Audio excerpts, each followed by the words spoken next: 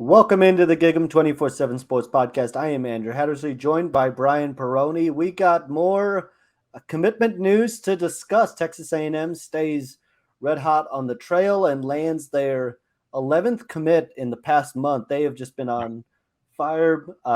It started with Miles O'Neill on June 14th last month, and then has just continued on since. The latest, Myles Davis, a big win for Texas A&M in the secondary, joined by Brian Perroni. Brian, what's kind of your reaction to this this decision and A&M bringing Myles Davis into the fold? First reaction is that fans can stop telling me to go out of town again. Yep. I think there were 6 or 7 the week I was on PTO. You know, every day I seemingly got a new text alert like, oh, this kid commits. So now that's him. That's Myles Davis and Cam Coleman since you're good. You're safe. I've gotten back, yeah. So I'm not a curse. Big win over Texas. I mean, Davis had offers from everybody. I mean, he also took official visits to TCU, USC, UTSA, but it really was down to A&M and Texas. I mean, he had said that, and he was planning on waiting until August 24th to announce. I don't remember exactly what that day was, why it was special to him, but he said he might silently commit somewhere this month and then announce on August 24th. But you know, he just went ahead and got it out of the way. You know, A&M, Bryant Gross Armiento, BGA, has been the one recruiting him and really made him realize that if he announced now, it would help A&M's momentum. Like you said, there's been 11 commits in a month. So, you know, getting a 4-star and a win over Texas is big for momentum, especially as they look, you know, to possibly land guys, you know, a guy like Terry Bussey and some others soon. So, they talked Davis into going ahead and announcing. And yeah, like I said, big head-to-head win.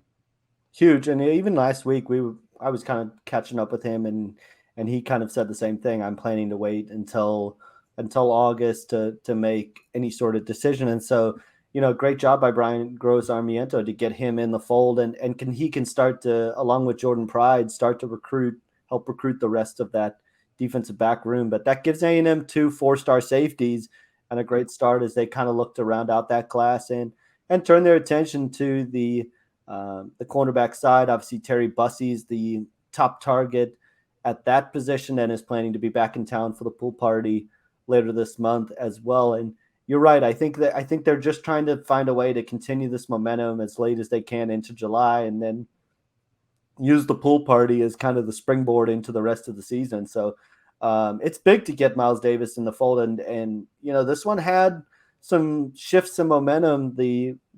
Throughout June, you kind of heard, you know, some buzz earlier in the spring about USC. There was a lot of buzz about Texas coming out of their official visit, and you saw A&M kind of switch up plans. They'd gone back and forth with Myles about, you know, waiting to use the official visit until the Alabama game. Decided to go ahead and use it the last weekend of the month. Really smart decision. Yeah, to get him in the fold and go ahead and push up that official visit date and kind of counter a lot of that momentum. And they were able to do a great job of it. Almost immediately after that visit, you kind of felt like they had settled the Texas buzz. So big news. And now they look to round out the class. And I think the 2 other guys to kind of keep an eye on are Brandon Jacob and Jalewis Solomon. And Jalewis Solomon, we got a chance to both see him last month at Texas A&M's camp. What'd you take away from getting to see him? You know, we didn't know a ton about him, just being a kid from a 4-star kid from Georgia. And he was also, you know, he's listed as an athlete, had over 1,000 yards or over 1,200 yards receiving, but, you know, worked out at DB at A&M's camp. And it's actually the same day Myles Davis was there, and both of them were real good. I mean, Davis was, I think we had him as our top performer. We did, yep. But Jalewis was on the list too. I mean, he was a guy that, like Myles, not afraid to go against every receiver there. I mean, he was taking a ton of reps, especially as a 2-way guy. Usually those guys love to do offense when they go to camps, but A&M clearly asked them to do defense. They want to see him in person. So, had a really good day.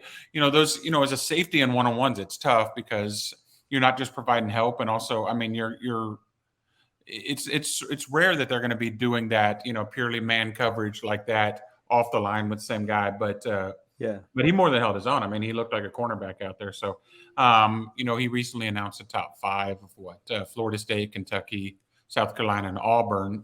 Those first 3 he took official visits to. But, you know, he obviously liked A&M enough to drive and camp on his own dime. So, I think would be a good get if they got him. Would be a nice little compliment to the other guys. No doubt. And he's a guy that when I got a chance to catch up with him after the camp, talked about how he's been in touch with TJ Rushing and Rohan Gaines and Brian Gross Sarmiento for quite a while, dating back to when he did get that offer. But the trip, I think, last month was to kind of start to get to know Jimbo Fisher a little more and start to learn a little bit about him. But Brian Gross Sarmiento kind of taken the lead role recruiting him and has done a great job. You look at the team recruiting, the coach recruiting rankings right now. He's in the top 5. It's a very SEC heavy list, but he's right there and has had a hand. He's been on the job like 4 months or something. He's been on the job 4 months, and he's had Draylon Miller. He had a hand in that one. Weston Davis, Jordan Pride. Now Myles Davis. He's had a big role in all of those. So.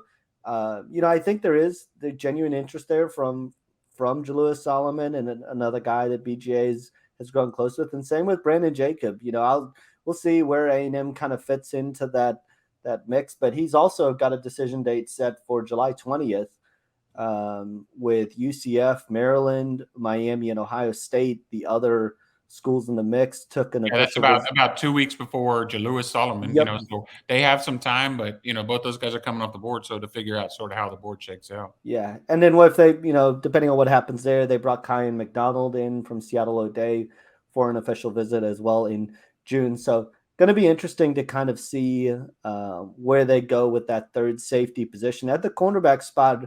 How do you think? There's no guys there yet, but there's a lot of guys that they're kind of in the mix for. And where do you kind of see A&M situated right now there? I really like them to land Terry Bussey. I know we've talked about that. Mm-hmm. He's sort of gone back and forth of when he was planning to announce, maybe during the season, maybe during the summer. I think it's likely to happen during the summer, and I think A&M is the clear leader there, landing a 5-star athlete from East Texas. After that, it's a bit of a crapshoot. I mean, Eli Bowen, I've talked a lot about him. He's smaller, but he's an interception machine at Denton Guyer. His brother is going to be a true freshman at Oklahoma, and that's tough. Going to give A&M a run there with him there. But I could see Eli Bowen, actually going somewhere different than his brother, and then sort of the not mysterious, but guy not really talked about Terrence Gill Jr. The son of of the late Terrence Gill, former A&M safety. Was a second-round pick in the NFL. He's committed to A&M for baseball, but he's been offered for football. And if he ends up not going to Major League Baseball, if he goes to college, he's going to play football as well. And so he would be, the other cornerback in the class. Now, can you count on him? Let's say he came to A&M. Can you count on him to play football all 4 years? Especially if his ceiling in baseball is that high. Who knows? But he's a guy that they really like and would love to have on the gridiron too. Yeah, I think Terry Bussey's a guy that's going to be a battle. Oklahoma is making a big push there. Obviously, they got him on campus for an official visit in June as well. But I really like where A&M stands there, and I think that's a great haul. If anything that starts with Terry Bussey at the top of the list, is a very, very solid haul, and then you kind of work in from there. Kobe Black's another guy that A&M has shown a lot of interest in. I think Texas probably has the edge there right now, but I think A&M is going to try to get him back, I think he's talked about getting back for potentially a game during the fall. And, you can start with where this class is now, you can start to zero in on guys like Kobe Black and Colin Simmons and Terry Bussey, some of these 5-star edge and corners, and start to really add that elite star power to this class that can really take it over the top. But I think they're in a really nice spot. And, Myles Davis was a big one, just to be able to get him in the fold and get a head-to-head win over Texas. There isn't as many head-to-head feels like matchups between Texas and Texas A&M this year, but Davis was one of those big ones. So A&M firmly inside the top 10 now of the 24/7 rankings. Do you think, just to kind of close this out, do you think this is a class that has top 5 potential? I feel like the roadmap's kind of there to be able to get there, but how much do you think is kind of dependent maybe on the fall too? A little bit. You do look at the numbers, though. A&M has 17 commits now. And so, there's no cap anymore, but, you're not going to see A&M sign 35 guys. No. I think it'd be 25 to 28 is sort of what we said all along, and it's what the numbers still look like. Do I think it's possible? Yeah, but I mean, it's going to be tough just because some of the early guys. There are a lot of really highly ranked kids, but some of the early guys are those fringe 4 stars. And then, but when you look at the Bamas and the Georgias, and A&M's class when they set that record. I mean, A&M had what 8 5-stars in the class, and 8 or 9 5-stars in the class. I mean, just to get up to that point, I don't know if they'll quite be there, but it's going to be a good class. I mean, it should be a top 10 class. Like you listed several 5-star guys that are still looking at them. Obviously, they help the rankings a ton, but the numbers will help too. So I see it being a really good class. On paper, better than last year's. And also it's pretty well rounded. I mean, the positions that are need offensive tackle. They have 2 tackles now. They want another pure tackle in Blake Ivy or Bennett Warren. Linebacker is a big area of need. They have 3, and they're still looking at Xavier Atkins and Tylen Singleton, among others. I mean, safety was a need. So the positions that are really need, they're getting. And shoot, they just have 1 defensive line committee. He's the top one, or 2 defensive line committees, 2 4-stars. But I mean, Elijah Robinson, we've seen that has managed to land kids out close at the end. Yeah. So I mean, what if they do get a David Stone or Dominic McKinley or another 5-star like that? I mean, that'll help the ranking a ton too. Yeah, I'm kind of in the same boat that it's going to be a really solid class, and I think there's a really, really good shot. It's a top 10 class just in terms of the guys that are still on the board and the guys that they have in the boat right now. And then if things break right, the fall I think is going to have a lot to do with it. I think there are some kids that are kind of looking to see is A&M kind of able to bounce back, and if things do fall right and they have a really nice season, maybe they're able to get into the mix with some guys. But I think this is a class that's trending nicely. And you're right. I mean, they've hit on a lot of key areas. They're in good spotted linebacker right now. Probably just looking to round out that room.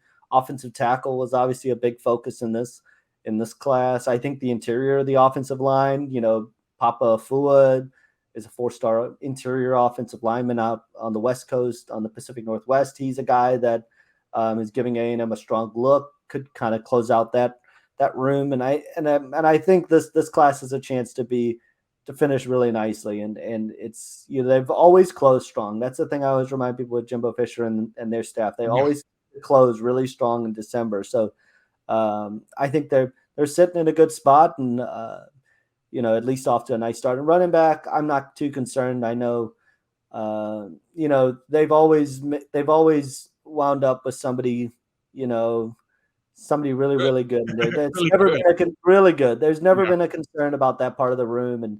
And so I know right now it's kind of like, okay, well, who's that guy going to be? It could be Nate Frazier. It could be Caden Durham.